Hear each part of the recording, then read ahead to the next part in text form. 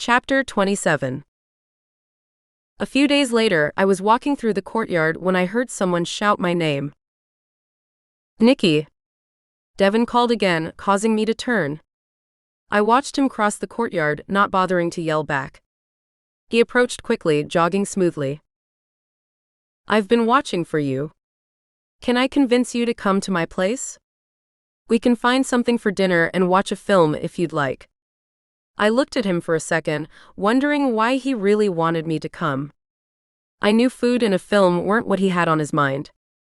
After a couple seconds, I realized he probably wanted to talk about attempting to shift. That wasn't something we could discuss out in the open. Sure. Let me run up and change into something more comfortable. I'll be right down. I watched him only long enough to see him nod before hurrying to my apartment. I wanted to hear what he'd decided. I was sure he'd decided, or he wouldn't have waited to catch me. Less than 10 minutes later, I knocked on Devon's door. He let me in. I hope you don't mind, I ordered a pizza. I offered food and a film to get you to come more than anything. I'll do both, but I wanted to talk. I don't mind. I figured you had other reasons. You didn't have to wait outside or come up with an excuse to invite me over. You can just send a message asking me to stop by. That didn't occur to me. He shook his head. I've been preoccupied with this decision, and normal things aren't registering. It's a big decision. Something you thought impossible. I'd probably be in shock too. Shock. He seemed to mull it over for a minute. Yeah, that's about right. Devon sat on the edge of the recliner he'd picked up recently and scrubbed his hands over his face. Have you decided? I prompted.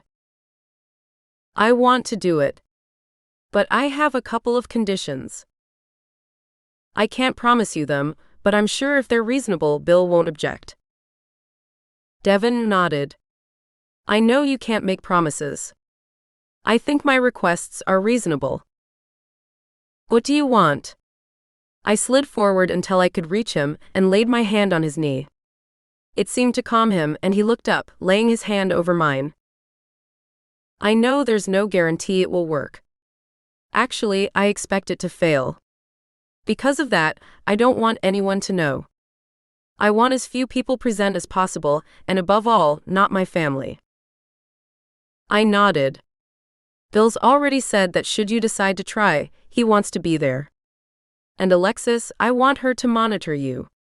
I don't want to accidentally hurt you or worse, kill you by trying this.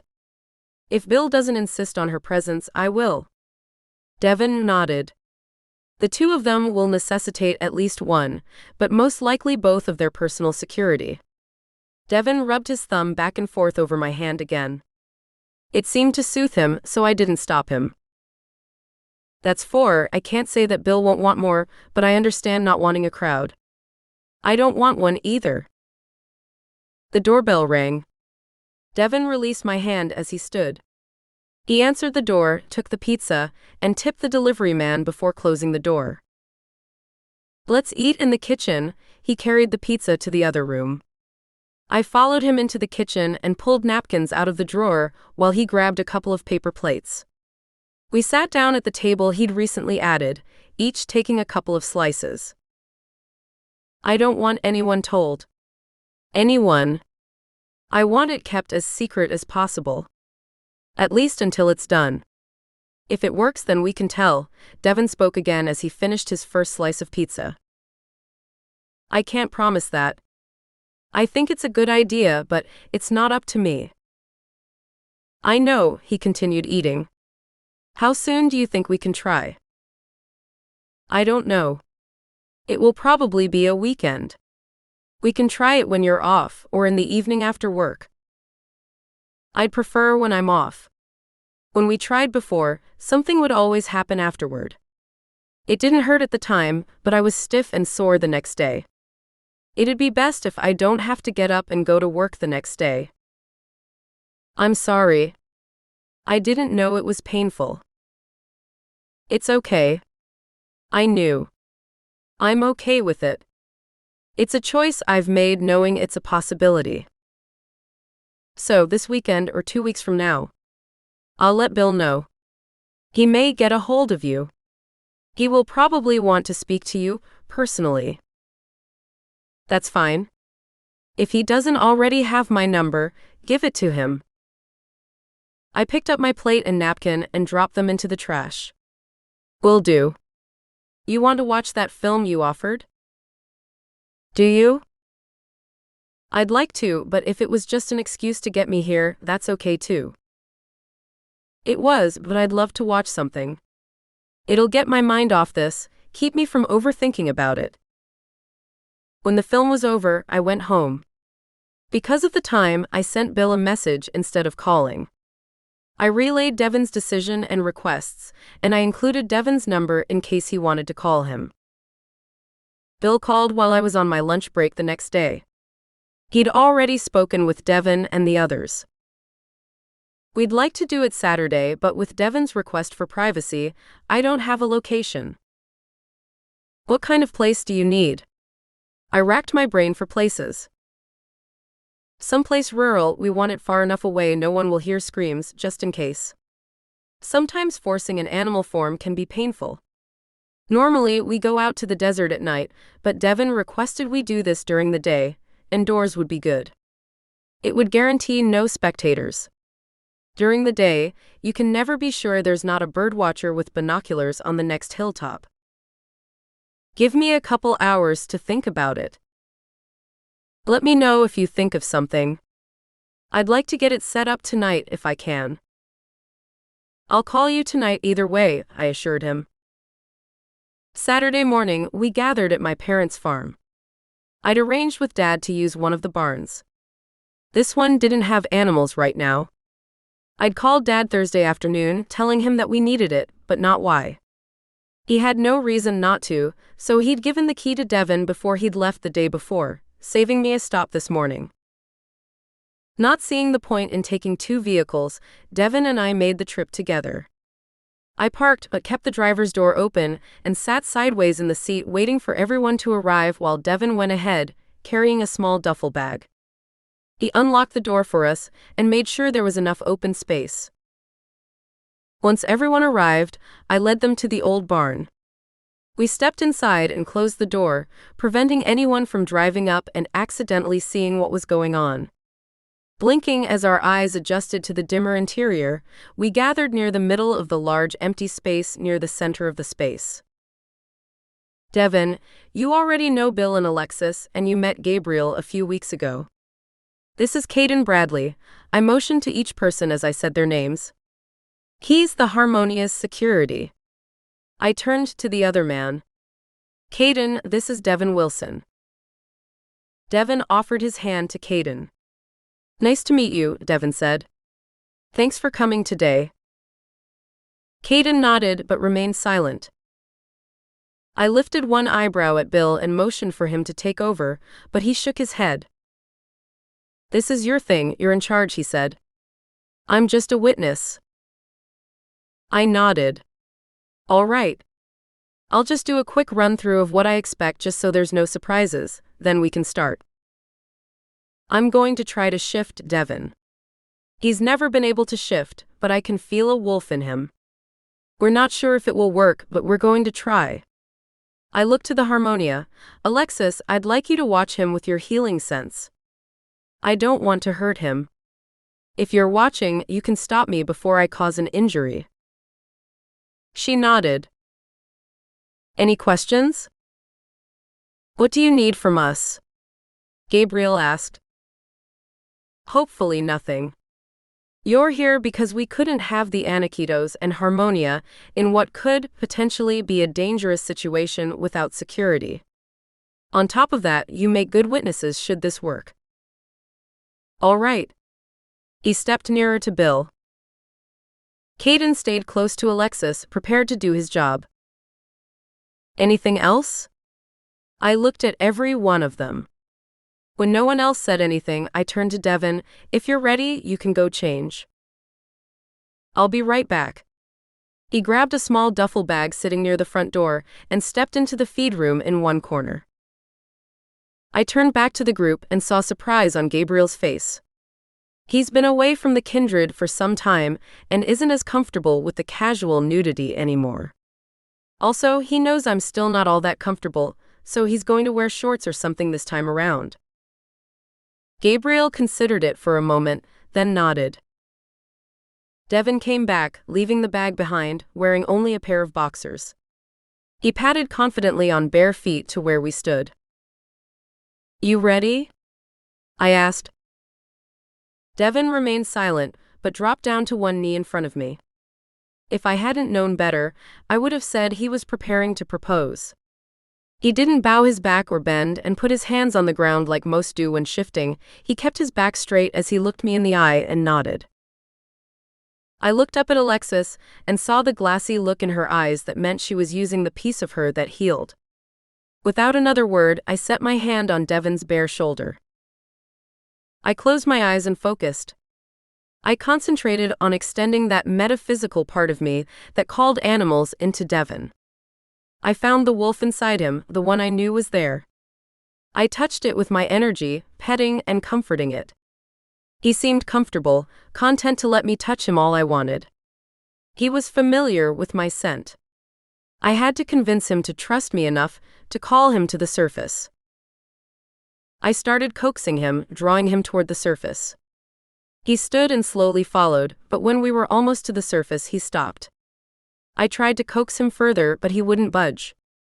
I reached my power down again, this time taking a firm grip in the soft fur on the ruff of his neck and pulling.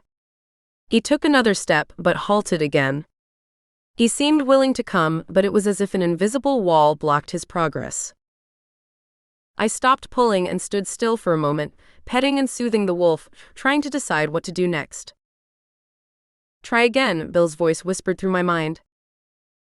I gripped the fur on the back of the wolf's neck again and gently tried to pull him forward. This time the wall was gone. I pulled, bringing the wolf all the way to the surface. When I opened my eyes, Devon's body was blur. I felt the fur flow against my hand. I'd never been touching someone when they shifted before. It was an interesting sensation. When the blur around Devon faded, it left a large, beautiful dark gray and black wolf sitting where Devon had been. He looked up, wonder filling his now golden eyes. I was speechless. I looked at Bill and saw shock and wonder on his face. He was thrilled and awed. I looked over at Alexis, the glassy look was gone from her eyes, and she looked happy but somehow thoughtful too, as if she'd just realized something. I looked back down at Devon. "Are you okay?" He tilted his head to one side, as if curious about something. I dropped my shield slightly, trying to pick up his thoughts. "You did it." "We did it," I confirmed, smiling. I was sure more had happened than what I had done, but I didn't know what. "Do you want to shift back now, or do you want to wait a while?" "I'll wait if you don't mind." I laughed. "I don't mind, investigate some if you want." I watched as he left, moving around the small machinery stored in the barn, investigating the different scents. I stepped closer to Alexis. "What did you do?" I asked softly. "While you were trying to call him, I could see he was being held back. I saw what was keeping him from shifting. I didn't know if it would work, but I thought I might be able to fix it, so I tried. You'd stopped trying to call him by then, so I told you to try again." "I didn't hear you. I was concentrating so hard on what I was doing, I didn't hear a sound." "I thought so. I get the same way while I'm healing. It's part of why Caden is with me. I can be so engrossed in what I'm doing, I'd never hear an attacker. When you didn't respond, I asked Bill to tell you." We both looked over at Bill. He was watching the two of us. Whatever was on his mind was hidden behind a carefully blank face. I suspected he was thinking, if we could do this for Devon, was it possible we could do it for others? I talked to Bill for a few minutes. Not about anything important, we were both shocked it worked, and decided to meet another day to discuss what had happened. Can you get him shifted back, or do you want me to stay and help? Alexis asked as Bill and Gabriel left. I'm good. If he can't shift on his own, I can shift him, I said. You're sure? It's no problem for us to stay. I don't think he's going to need any help. I glanced over at where Devon was still checking out the corners of the barn. I plan on feeding him, then seeing if he can shift on his own. He knows what to do, he should be fine. If you're sure. She gave me a quick hug and headed for the door, Caden right behind her. If you need help, call. Will do. I turned back to find Devon and spotted him near an old tractor parked near the large rear door of the barn. You ready for something to eat? He picked up his head and looked at me with interest. Come on. I headed out the door. We walked together out to the car where I pulled a raw steak out of the ice chest I'd packed, just in case, and handed it to him. When he'd finished, I encouraged him to shift again. He walked beside me, his fur brushing against my leg as we went back to the barn. He disappeared into the feed room while I waited near the door. A couple of minutes later, he walked out human again and dressed in the jeans and boots he'd started out in. He'd pulled the same shirt on too, but hadn't bothered to button it, and the tails flapped on either side of his hips. There was a huge grin on his face as he approached me. He spread his arms wide and I stepped into them, accepting the hug. Thank you so much. He pulled me against him. My arms wrapped around his waist and I hugged him back. Joy at being able to give him this rushed through me. I never saw it coming. One moment he was hugging me, all but dancing with excitement, the next his lips pressed against mine. His mouth moved over mine as he gently coaxed my mouth open. He kissed me as though he'd been waiting a lifetime for the chance. I couldn't stop myself. I kissed him back, returning his intensity with my own. Devon broke the kiss after a moment, releasing me and going out to the car without another word. Not sure what was going on, I followed him and we went home. I couldn't help being confused by the kiss and Devon's reaction to it. Monday evening, I sat in the black leather furniture in Bill's office as I met with him and Alexis. I kicked my sandals off and pulled my bare feet into the seat with me before we started. I want to go over what each of you did separately and then put it together, Bill said. Doing that will get as many details as possible from both of you. I nodded my understanding as Alexis spoke. Who do you want to go first? Let's start with Nickie. She was more deeply involved in everything. I repeated everything I remembered, step by step. I had his wolf moving. He was voluntarily moving to the surface until he stopped. I tried to pull him to the surface, but couldn't get him to move anymore. It was like he'd hit a stone wall. I started petting him, soothing him so I could try again. I was almost ready to try when I heard Bill tell me to. The second time, the barrier was gone, as if it had never been there in the first place. After you all left, I gave him some meat I'd brought, and he shifted back with no difficulties. I didn't have to help him at all. I finished, not telling them about the kiss. I watched from inside while you worked, Alexis addressed me instead of Bill. It wasn't until you hit that wall that I saw it. A small flaw keeping him from shifting. I made a small adjustment and asked you to try again. You didn't respond and I had Bill ask. When you tried again, he shifted. I stared at her for a moment, looking for the right words. You're saying there was a physical problem keeping him from shifting? Not physical, more of a genetic defect, though I don't think that's the right term either.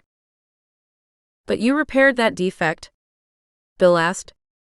I wasn't aware your talent allowed you to make changes on a genetic level. It doesn't, so it can't be a defect in the genes, but that's the only way I can describe it.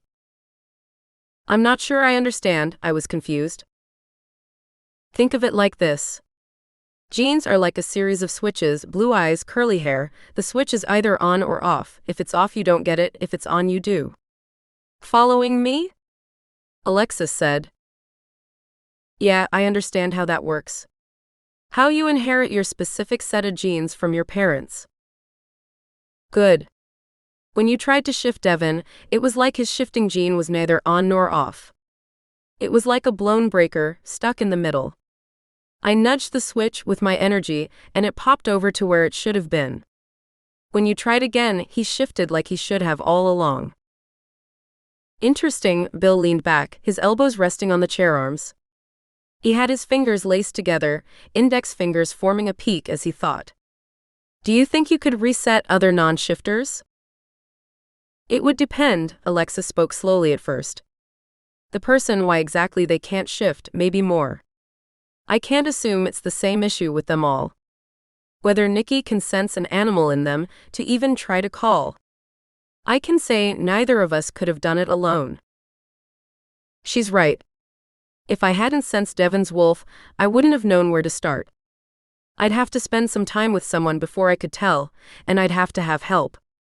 I'm not saying it has to be Alexis, but it would have to be someone who can do what she did, and that's only if it's the same issue. I couldn't do it alone either because I couldn't sense his wolf until he shifted.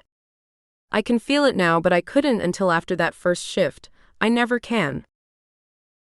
I turned back to Bill. I'd say it's possible but not guaranteed. I'd have to spend time with the person in question before I'd be willing to commit to trying. Each person is different. I can't say I can do it for them all. I'm not that optimistic or ambitious. If I were to pair the two of you as a team, would you be willing to try with others? I would, Alexis answered immediately. I would provisionally, I said more slowly. What do you mean, provisionally? Bill narrowed his eyes. I won't force it on anyone. I think anyone we make the offer to should be mature, and it should be their own unpressured decision.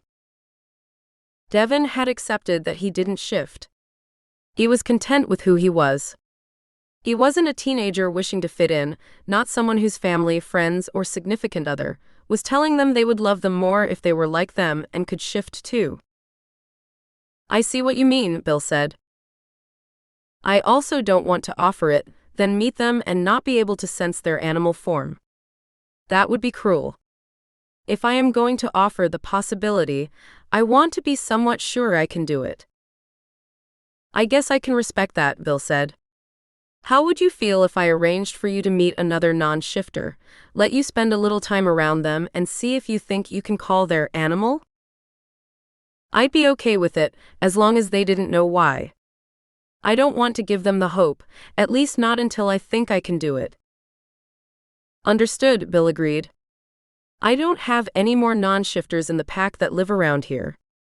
We have a couple who are elsewhere, married and left off at school, or something else like Devon when he joined the military. Let me talk to a couple of families and see if they can arrange for a visit. All right.